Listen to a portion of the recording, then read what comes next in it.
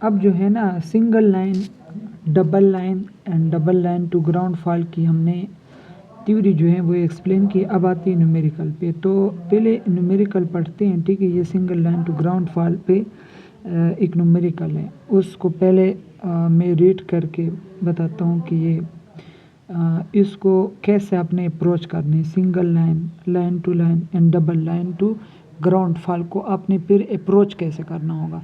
तो पहले इस क्वेश्चन को रीड करते हैं, फिर इसके बाद अप्रोच बताता हूँ कि आपको कैसे अप्रोच करना होगा, ठीक है। ये बोल रहे हैं a salient pole generator without dampers is rated 20 MVA। ये जो दिया है ना, ये आपको एस दिया है, एपरेंट पावर, ये दिया है 20 MVA, ठीक है। लेकिन ये जो दिया है ना, ये 3 फेज़ का दिया है, तो आपने इसको सिंगल फेज़ में कन्वर्ट करना है, ठीक है। तो सिंगल फेज़ में कैसे कन्वर्ट करोगे, पावर को 3 पे आपने मल्टीप्लाई करना है, ठीक है। तो ये आपके पास आ जाएगा 6.66 MVA। ये आपका क्या आ गया, सिंगल फेज़ का गया। तो पहले आपने ये काम करना है कि सिंगल फेज़ में आपने कन्वर्ट करना है, ये 20 पे डिवाइड करना है, ठीक है। फिर 6.6 MVA आ जाएगा। तो पहला काम आपने ये करना है कि जो आपको पावर दिया होगा वो आपने सिंगल फेज़ में कन्वर्ट करना है। फिर दिया है 13.8 kV, ये वोल्टेज दिया है, तो ये 3 फेज़ वोल्टेज है, ठीक है। तो आपने उसको क्या करना है, सिंगल फेज़ में कन्वर्ट करना है। पहले आपने ये काम करना है जो मैं बता रहा हूँ। √3 पे आपने डिवाइड करना है। तो जब आप √3 पे डिवाइड कर लोगे तो 7.96 kV ये आपके पास आ जाएगा सिंगल फेज़ वोल्टेज। तो पहले आपने ये काम करना है, ठीक है। इसके बाद इसको आप बेस वोल्टेज भी बोल सकते हो। बेस वोल्टेज जो आपके पास होगा ना, वो यही सिंगल फेज़ वाला होगा, ठीक है। बेस वोल्टेज हमें बाद में चाहिए होगा, मैं बाद में बताऊंगा कि क्यों चाहिए। फिर इसके बाद हमें बेस करंट चाहिए। तो हमारे पास इसको बेस MVA बोल सकते हो, बेस MVA। तो बेस करंट हमें चाहिए। तो अगर हमारे पास S = VI हमारे पास फार्मूला है ना, तो ये S बेस अगर हो गया तो ये V बेस हो गया, ये I बेस हो गया। तो इससे अपने I बेस निकालना है, क्योंकि हमें बाद में चाहिए होगा। तो ये आप कर सकते हो S बेस डिवाइडेड बाई क्या कर सकते हो, V बेस, ठीक है। तो S बेस जो आपने इधर से निकाला है 6.6 और MVA को आप इस तरह 10⁻³ और किलो में लिख सकते हो, ठीक है। ये आपके पास ये हो गया। और जो आपके पास 7.69 किलो वोल्ट ये आया था, किलो कैंसिल हो जाएगा। तो आपके पास जो है बेस करंट, ये जब आप इस पे डिवाइड करेंगे तो आपके पास बेस करंट आ जाएगा। तो बेस करंट आपके पास आ जाएगा 837 और इसमें आपने क्या करना है, एम्पियर लिखनी है, ठीक है। तो पहले जो भी क्वेश्चन होगा सिंगल लाइन टू ग्राउंड होगा, लाइन फॉल्ट होगा या double line to ground fault होगा, पहले काम आपने ये करना है कि पावर को 3 पे डिवाइड करना है, वोल्टेज को अपने √3 पे डिवाइड करना है और इस तरह बेस करंट निकालना है। पहले आपने ये तीनों काम करने हैं, ठीक है।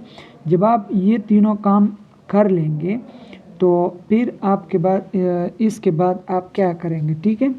तो क्वेश्चन पे जाते हैं, आगे क्या कह रहे हैं। हैज़ अ डायरेक्ट एक्सिस सब transient reactance of 0.25 per unit. ये जो रिएक्टेंस दिया है ना, ये जनरेटर का दिया है, और जो जनरेटर का रिएक्टेंस होता है ना, वही Z1 होता है। अगर आप लोगों को याद हो, ये जो था इम्पिडेंस था या रिएक्टेंस था, और ये सोर्स था अगर याद हो, और ये किस चीज़ के बराबर था, VA1 के बराबर था। और ये क्या था, पॉजिटिव सीक्वेंस वाला था, मतलब यही जनरेटर वाला था। जो जनरेटर का रिएक्टेंस होता है वही Z1 होता है। तो ये आपकी किस चीज़ की वैल्यू दी है, Z1 की वैल्यू दी है असल में 0.25, ठीक है। जो आगे कह रहे हैं, the negative and zero sequence reactances are respectively. ये 0.3 जो है ये नेगेटिव सीक्वेंस की है, नेगेटिव सीक्वेंस क्या होती है, Z1 होता है। और ये जो 0.10 दिया है ये Z0 दिया है, ठीक है, पर यूनिट। आगे क्या कह रहे हैं, the neutral of the generator is solidly ground. इसका जो न्यूट्रल है वो सॉलिडली ग्राउंड है। Determine the sub transient current in the generator. तो सब ट्रांजिएंट करंट किस चीज़ को बोलते हैं, IA, IB और IC को सब ट्रांजिएंट करंट बोलते हैं, ठीक है, हमने वो निकालने हैं। And the line to line voltages for the sub transient condition, और लाइन टू लाइन वोल्टेजेस आपने फाइंड करनी है, मतलब VBA, VBC, VCA, आपने ये चीज़ें फाइंड करनी है, ठीक है। कंडीशन दिया when a single line to ground fault occurs, मतलब single line to ground fault occur हो रहे हैं, ठीक है।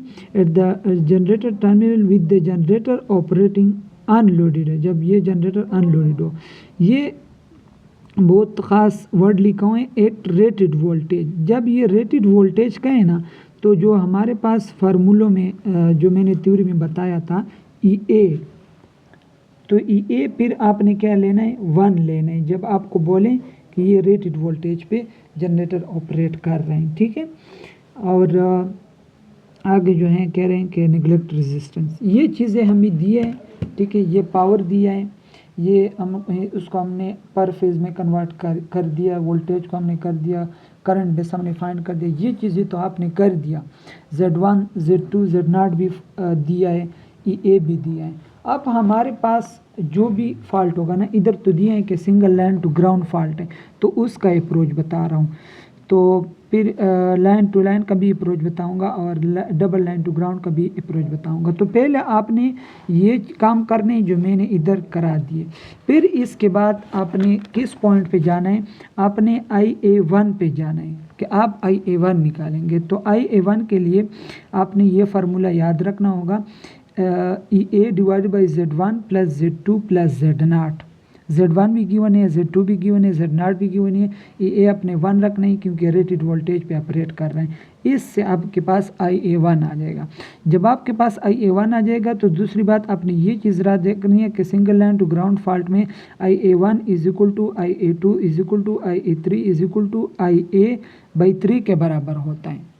तो इसके बाद फिर आपने क्या करना है, IA निकालना है, ठीक है। तो आपके पास तो IA1 तो आ गया ना, वही आपके पास IA2 हो जाएगा और वही आपके पास IA0 हो जाएगा, ठीक है। तो इससे आप IA कैसे निकालेंगे, जब इसके साथ 3 मल्टीप्लाई करेंगे, तो इसके साथ 3 मल्टीप्लाई करके ये IA1 फाइंड किया ना, तो IA1 के साथ 3 मल्टीप्लाई करोगे तो आपके पास IA आ जाएगा, जो उधर मांग रहा था कि सब ट्रांजिएंट करंट फाइंड करो, IA, IB, IC। तो IA आपके पास आ जाएगा, लेकिन ये पर यूनिट में आ जाएगा, ठीक है।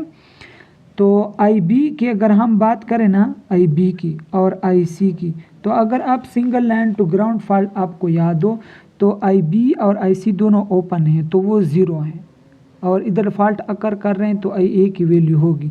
तो IA की तो हमने इस तरह फाइंड कर ली ना वैल्यू, IB और IC की वैल्यू 0 है, वो आपको फाइंड करने की ज़रूरत नहीं है। अब एक इम्पॉर्टेंट बात ये बता रहा हूँ कि जो चीज़ें आपको क्वेश्चन में रिक्वायर्ड हो, मतलब वो बोला था कि सब ट्रांजिएंट करंट फाइंड करो, तो आपने IB, IA, IC फाइंड करनी, ये दोनों तो 0 है, ये आप जब फाइंड करोगे तो वो पर यूनिट में आएगा। लेकिन जो चीज़ें आपसे रिक्वायर्ड है वो आपने एक्चुअल में फाइंड करने, ठीक है। तो IA एक्चुअल कैसे होगा, वो जो पर यूनिट में आपके पास वैल्यू आई है और आपने बेस करंट के साथ इसको मल्टीप्लाई करना है अगर आपको एक्चुअल में वैल्यू चाहिए, तो इसलिए हमने बेस करंट फाइंड कर दिया, ठीक है। तो आपके पास IA एक्चुअल आ जाएगा, IB और IC तो आपके पास 0 है। अब इसके बाद हम किस चीज़ पे जाएंगे, वोल्टेजेस पे जाएंगे। तो वोल्टेजेस आपसे क्या क्या मांग रहे हैं, VAB, VBC, VCA ये मांग रहे हैं, ठीक है। लेकिन अगर हम देखें ना तो VAB जो हमारे पास हैं VA माइनस VB के बराबर हैं। अब अगर VBC को देखें VB माइनस VC के बराबर है, और इस तरह VCA VC माइनस VA के बराबर, तो इसके लिए हमें VA चाहिए होगा, VB चाहिए होगा और VC चाहिए होगा। तो लेकिन VA या VB या VC के लिए हमें क्या चाहिए, VA जो होता है ये होता है VA0 plus VA1 plus VA2, VB जो हमारे पास होता है VA0 plus A square VA1 plus A VA2, और जो VC होता है VA0 plus A VA1 plus A square VA2 के बराबर होता है। तो अगर हमें VA VB VC चाहिए तो इसके लिए हमें VA0 VA1 और VA2 चाहिए होंगे, और VA0 का फार्मूला हमें याद है, VA0 is equal to minus IA0 Z0 है। और VA1 का क्या फार्मूला है, EA माइनस IA1 Z1। और VA2 का क्या फार्मूला है, माइनस IA2 Z2। तो आपके पास IA1 आपने इधर से फाइंड कर लिया इस फार्मूले से, IA2 उसी तरह होगा और IA0 भी उसी तरह होगा। तो अगर आपको IA0 की वैल्यू पता हो, IA1 की वैल्यू पता हो, IA2 की वैल्यू पता हो, Z0 Z1 Z2 की वैल्यू पता हो, EA की पता हो, तो आप फिर VA0 VA1 VA2 फाइंड कर सकते हैं। जब आप ये फाइंड कर लेंगे तो इधर पुट करके आपके पास VA VB VC आ जाएगा। और जब ये VA VB VC आ जाएगा तो VA minus VB VB minus VC VC minus VA में पुट करके आपके पास VAB VBC VCA आ जाएगा जो आपसे रिक्वायर्ड है। लेकिन मैंने बता दिया कि जो चीज़ें आपसे रिक्वायर्ड होती हैं वो आपने एक्चुअल में फाइंड करने हैं। तो फिर इसको एक्चुअल में कन्वर्ट करने के लिए आपको VAB की जो वैल्यू आई होगी उसके वो पर यूनिट में आई होगी, तो इसके साथ फिर आपने बेस वोल्टेज मल्टीप्लाई करना है, इसलिए हमने ये बेस वोल्टेज जो है निकाल दिया। और VBC के साथ उसकी जो पर यूनिट में वैल्यू आई होगी इसके साथ भी बेस वैल्यू मल्टीप्लाई करना होगा, और VCA जो पर यूनिट में आया होगा उसके साथ भी बेस वोल्टेज आपने मल्टीप्लाई करना होगा। और यही आपकी अप्रोच रहेगी जब आप single line to ground fault numerical करोगे। ठीक है।